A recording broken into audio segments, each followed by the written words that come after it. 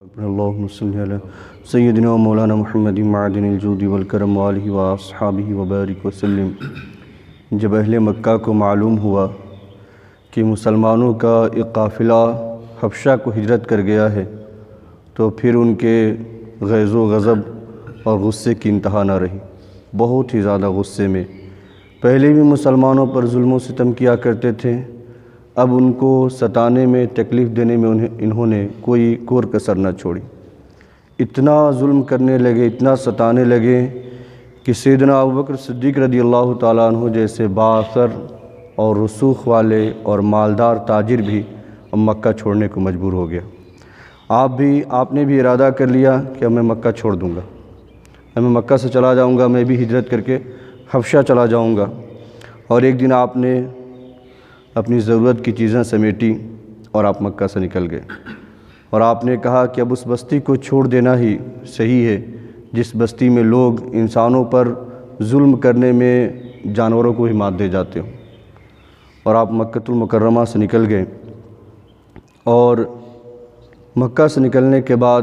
5 دن کی دوری پر ایک بستی تھی برق الغماد۔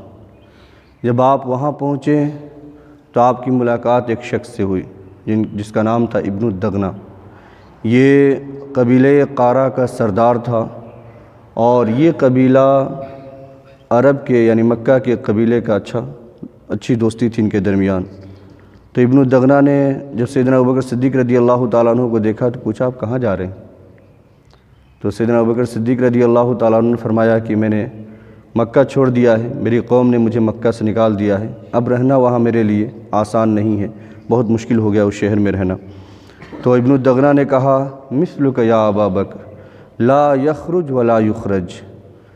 ابو بکر آپ کی طرح انسان کو نہ مکہ سے نکلنا چاہیے اور نہ نکالا جانا چاہیے۔ اور اس کے بعد اس نے آپ کی خوبیاں اور آپ کی تعریف کی اور کہا انک تکسب المعدوم وتحمل الکل وتصل الرحم وتقری الضیف وتعین علی نوائب الحق فانا لک جار وارجع واعبد ربک ببلدک۔ کہا ابو بکر آپ اتنے اچھے انسان ہیں، آپ جو مفلس ہیں، نادار ہیں، بے سہارا ہیں، ان کو کما کر کے کھلاتے ہیں، آپ اپنے رشتہ داروں کے ساتھ اچھا سلوک رکھتے ہیں، ان کے ساتھ اچھے تعلقات رکھتے ہیں، بے سہاروں کا بوجھ اٹھاتے ہیں، مہمانوں کی مہمان نوازی کرتے ہیں، اور جو لوگ مصیبت میں مبتلا ہو جائیں آپ ان کی مدد کرتے ہیں۔ آپ چلیے فانا لک جار، میں آپ کو پناہ دیتا ہوں، آپ میرے ساتھ مکہ چلیے، کوئی آپ کو کچھ بھی نہیں بولے گا، کوئی آپ کو تکلیف نہیں پہنچائے گا، اور کوئی بھی آپ کے راستے میں روڑا نہیں کھڑا کرے گا، اور آپ جو ہے سکون و اطمینان کے ساتھ اپنے شہر میں رہ سکتے ہیں۔ آپ چلیے واعبد ربک ببلدک، آپ چلیے اور اپنے رب کریم کی عبادت اپنے شہر میں کیجیے، آپ کوئی بھی روکے گا نہیں۔ تو ابن الدغنہ سیدنا ابوبکر صدیق رضی اللہ تعالیٰ عنہ کو لے کر کے مکہ المکرمہ آیا، اور وہ مکہ کے سرداروں کے پاس گیا، اور اس نے کہا سنو، ابو بکر جیسا اچھا انسان، اچھے اخلاق والا، اور اس کی خوبیاں اتنی اچھی ہیں، اگر یہ شہر سے چلا گیا تو ہماری بڑی بدنامی ہوگی اور بڑی رسوائی ہوگی، اور یہ ہمارے لیے تکلیف دینے والی چیز ہوگی، اور تم لوگ ابو بکر کو مت چھیڑو، میں نے ابو بکر کو خود پناہ دیا ہوا ہے، تو میرے پناہ کا احترام کرو۔ پناہ دینے کا مطلب اس زمانے میں اگر کوئی پناہ دے دیتا تھا اور کوئی گارنٹی لے لیتا تھا اور اس کے شیلٹر میں کوئی رہنے لگتا تو پھر کبھی جو دوسرے لوگ اس کے دوست احباب تھے وہ بھی اسے چھیڑتے اور تکلیف نہیں دیتے تھے، یہ عرب کا معمول تھا۔ تو مکہ والوں نے کہا تم ٹھیک کہہ رہے ہو، اب ہم لوگ ابو بکر کو نہیں چھیڑیں گے، ان کو کوئی تکلیف نہیں دیں گے، لیکن ایک شرط ہے، ابو بکر کو جو بھی عبادت کرنی ہو، قرآن کی تلاوت کرنی ہو، جو کچھ پڑھنا ہو اپنے گھر کے اندر کریں، باہر نہ کریں، اپنے گھر کے اندر کرے جو کچھ بھی پڑھنا ہو، اور باہر کرنے سے ہمیں خطرہ ہے کہ ہماری عورتیں اور ہمارے بچے فتنے میں مبتلا ہو جائیں گے، یعنی وہ گمراہ ہو سکتے ہیں۔ تو یہ اب ابن الدغنہ نے سیدنا ابوبکر صدیق رضی اللہ تعالیٰ عنہ کی یہ باتیں بتا دی کہ آپ اپنے گھر کے اندر رہیے، گھر کے اندر عبادت کیجیے، گھر کے اندر تلاوت کیجیے، آپ کوئی بھی تکلیف نہیں پہنچائے گا۔ سیدنا ابوبکر صدیق رضی اللہ تعالیٰ عنہ اب اطمینان و سکون کے ساتھ مکہ المکرمہ میں رہنے لگے، اور ایک ٹائم گزر گیا جب، تو آپ نے اپنے گھر کے اندر ہی ایک چھوٹی سی مسجد بنا لی، اور وہیں پر آپ قرآن کی تلاوت کرتے، نماز ادا کرتے، تو آپ کی آواز بڑی خوبصورت تھی، جب آپ قرآن کی تلاوت کرتے تو آس پاس کی عورتیں اور بچے جمع ہو جاتے سننے کے لیے، اور بسا اوقات جب آپ اللہ سبحانہ و تعالیٰ کی بارگاہ میں روتے اور گڑ گڑاتے تو لوگوں کا دل جو ہے پسیج جاتا، اور لوگوں کا دل جو ہے وہ بڑا ہی نرم ہو جاتا کہ کتنا نیک انسان ہے جو اپنے رب کی بارگاہ میں آنسو بہاتا ہے، اپنے رب کی بارگاہ میں روتا ہے، اور کتنا خوبصورت کلام ہے جو یہ تلاوت کرتا ہے۔ تو اب لوگوں کی بھیڑ لگنے لگی، جب لوگوں کی بھیڑ لگنے لگی تو مکہ والے پھر گھبرا گئے کہ اگر ہماری عورتوں نے اسی طرح قرآن سنا اور ہماری عورتوں نے اسی طرح ان کو دیکھا، ہمارے بچوں نے، تو یہ گمراہ ہو جائیں گے، ہمارے دین کو چھوڑ دیں گے۔ تو ان لوگوں نے قاصد دوڑائے ابن دغنہ کے پاس اور اس کو بلوایا، اور بلوانے کے بعد کہا کہ تمہارے ساتھ یہ معاہدہ تھا کہ اپنے گھر کے اندر خاموشی سے اپنی عبادت کریں گے، لیکن اب یہ زور سے قرآن پڑھتے ہیں، زور سے نمازیں پڑھتے ہیں، روتے ہیں، جس کی وجہ سے ان کے گھر کے آس پاس جو ہے ہمارے بچوں اور ہماری عورتوں کی بھیڑ لگ جاتی ہے۔ اب ہمیں خطرہ ہے کہ ہمارے بچے اور ہماری عورتیں گمراہ نہ ہو جائیں، تو تم جا کے ان سے بات کرو